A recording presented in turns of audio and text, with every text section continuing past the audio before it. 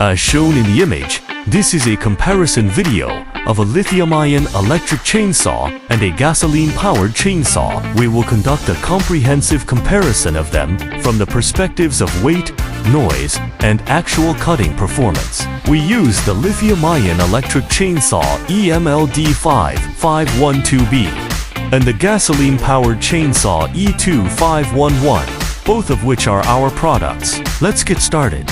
First, let's compare their weights. We can see that the lithium-ion chainsaw weighs 2.51 kilograms. The gasoline chainsaw weighs 3.34 kilograms. Lithium-ion chainsaws are lighter.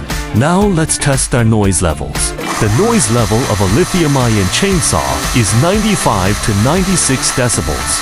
The noise level of a gasoline chainsaw is 107 to 108 decibels. Finally, let's move on to the practical wood cutting exercise. We used wood with a diameter of 12 centimeters.